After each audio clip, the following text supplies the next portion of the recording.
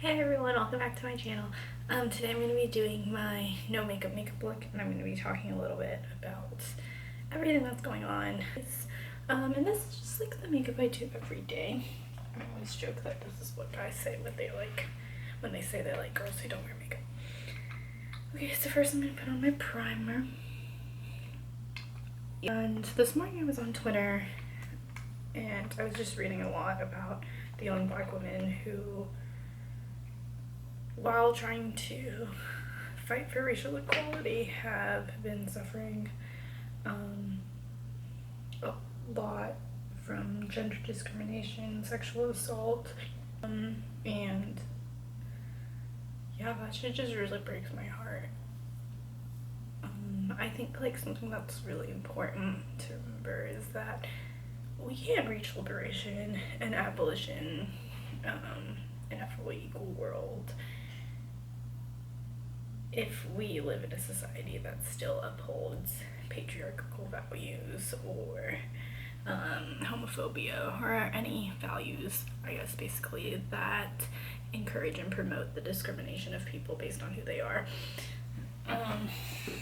So I don't think any of these fights or any of the moves towards justice that we're pushing towards are like sort of one step at a time type things. I think that we need to push and fight for complete justice and liberation by understanding that when we reach abolition, when we become the community, the society that we want to be, there will be no place for mistreating women. There will be no place for the patriarchy. There will be no place for anyone who isn't, I guess, championing empathy and compassion and love. Okay, so I'm going to start, while I put my primer on my face, I'm going to start with my contour a little bit. So I just use the Bare Minerals matte like foundation in shade medium 10, and then I take my ordinary foundation in 1.2 YG and I just mix the two. So that's what I'm doing.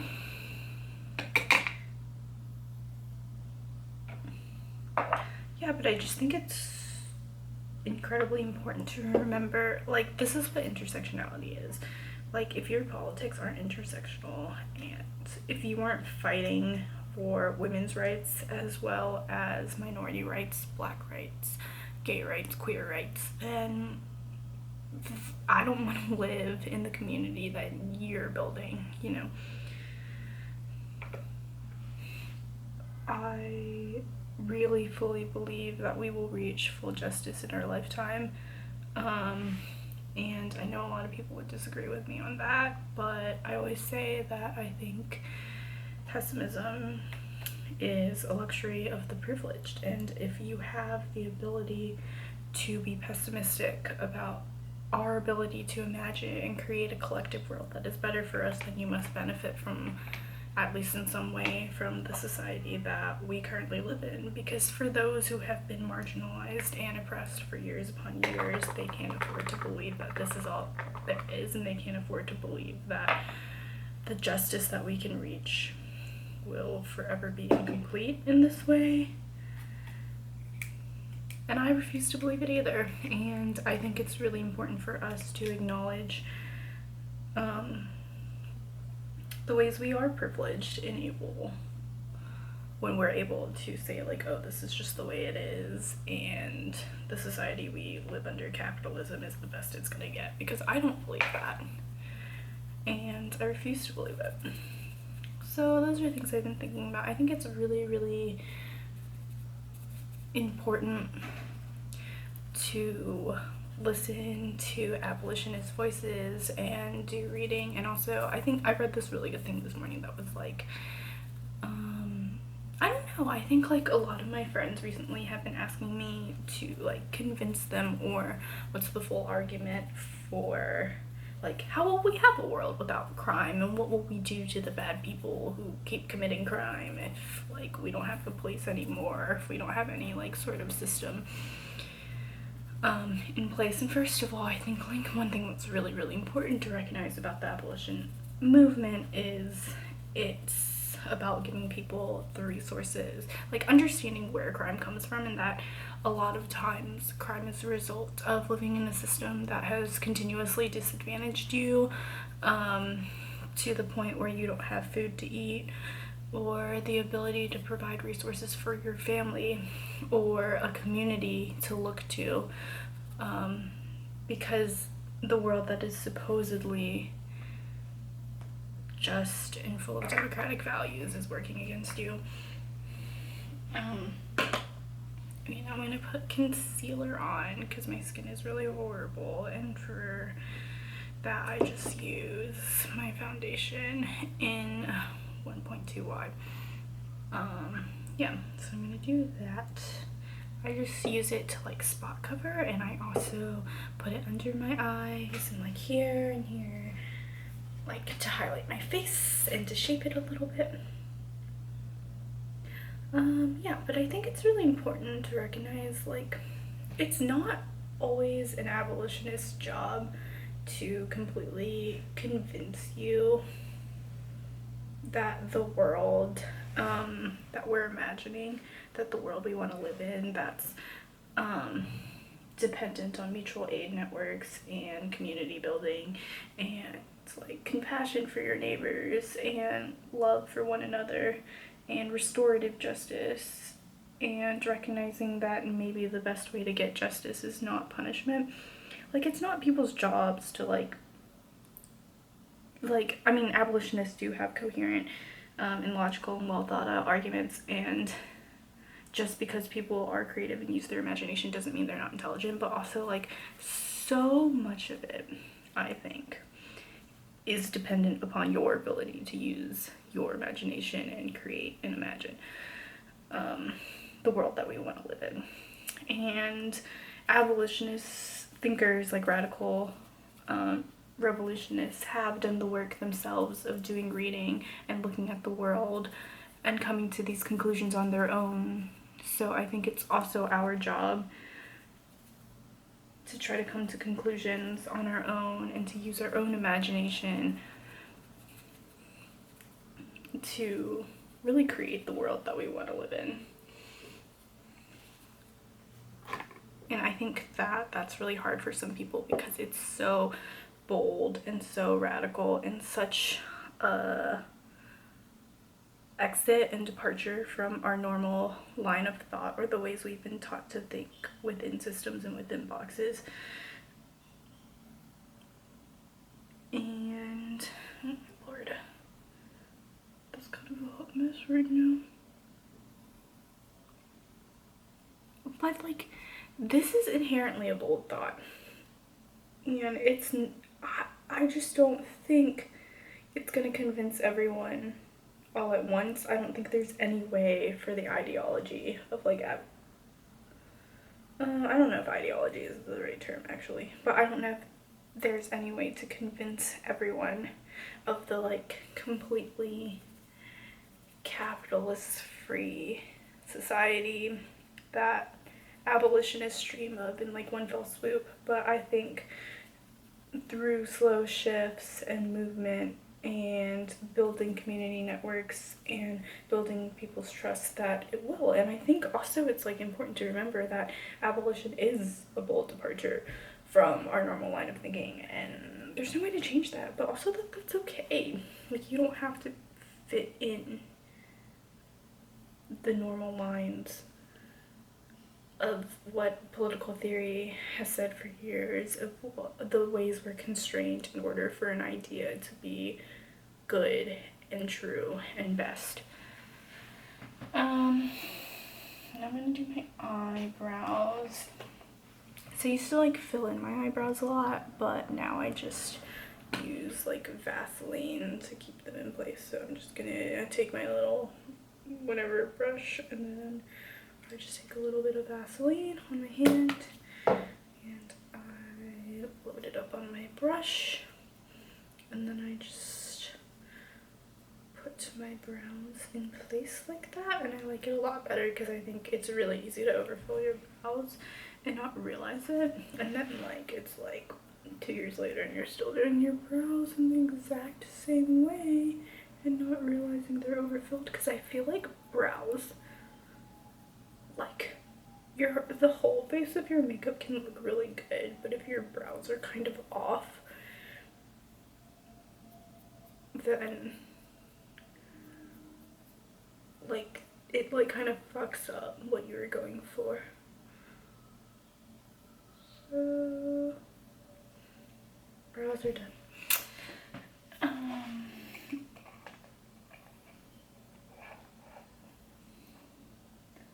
Next, I'm just going to put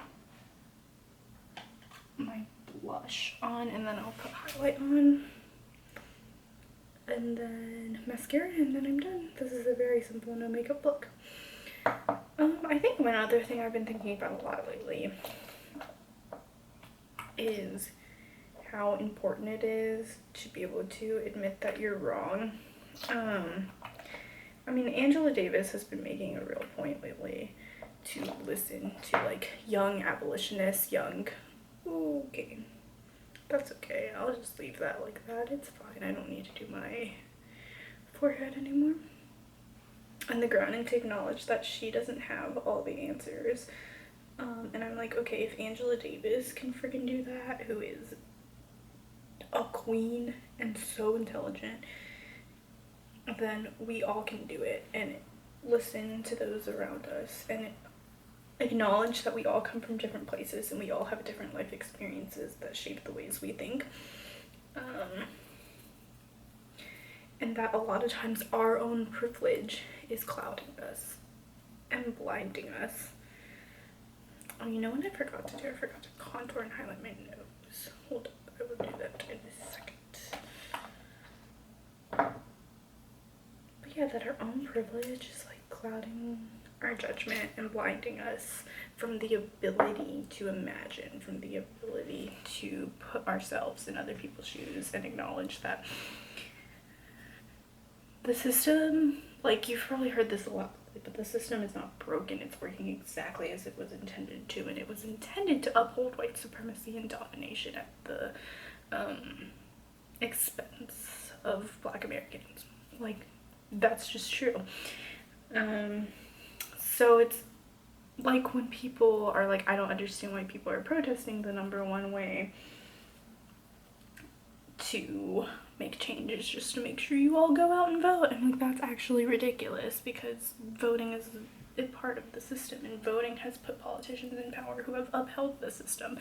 So I think it's really important to question like that type of thinking and be like, why is it so easy for me to think that the number one way to produce change is through voting, when literally there's been a massive history of voter suppression of non-white Americans for the like entire existence of voting in America.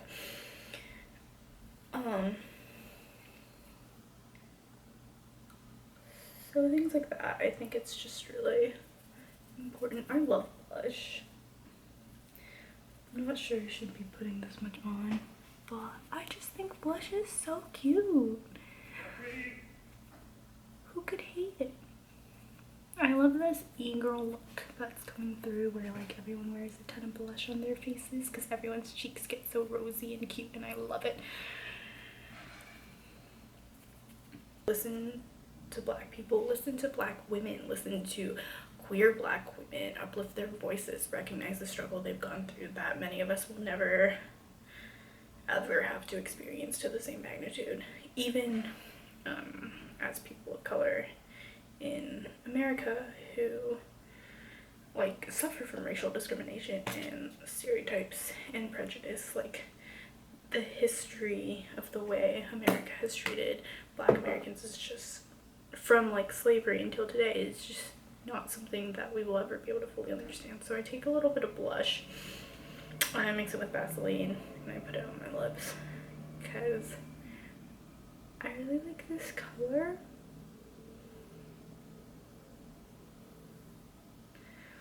I think it's pretty like natural,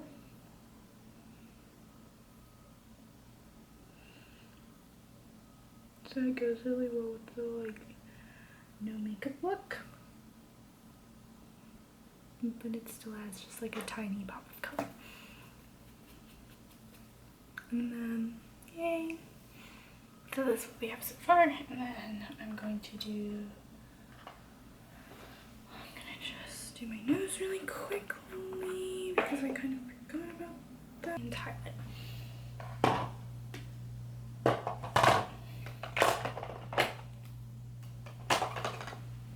I recognize that a lot of this video is going to be like my head caught off, and I'm sorry. And I'm also sorry if I was a little incoherent and rambling. But these situations are being unlocked and people are like recognizing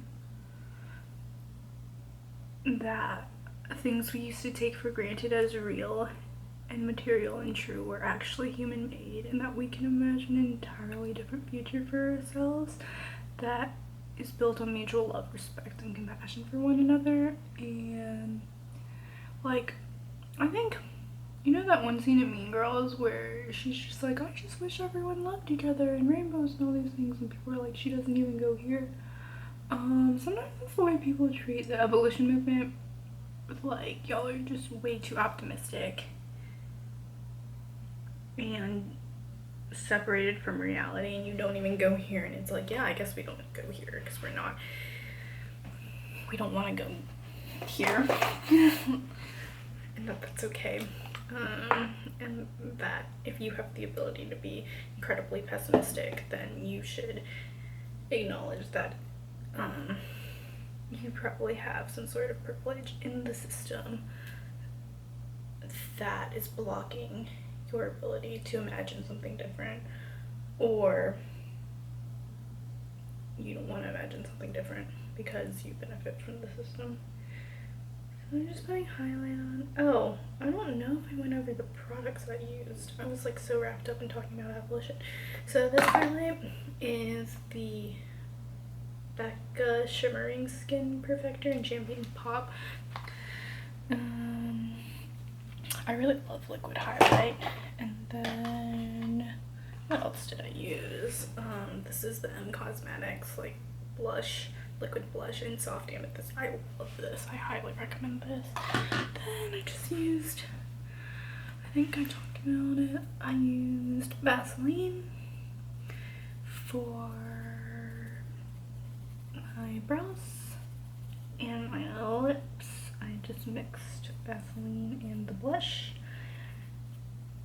And what else did oh, for my mascara, I used, what is this called? I talked about this in my last video. I used the Voluminous Lash Paradise, which is supposed to be the dupe for Better Than Sex, but I think I'm gonna switch mascaras. I like saw this review of a Maybelline one that I'm gonna try.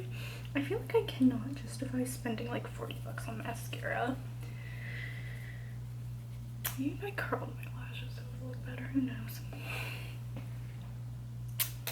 So I'm gonna try that, and I'm gonna change and then I'll be back. But thanks for listening to Ramble. I'm gonna put some links below for like abolitionist readings that I think are really important. And I think we should all continue listening to local activists and black radical feminists and yeah, revolutionary abolitionists. And I'm going to spray this with my Urban Decay setting spray. I'm actually almost out of this. And I'll be back. Or I think I'll just like put pictures of the final look like I did last time. But yeah, so make sure to like and comment and subscribe and follow me on my socials, which are linked in the description.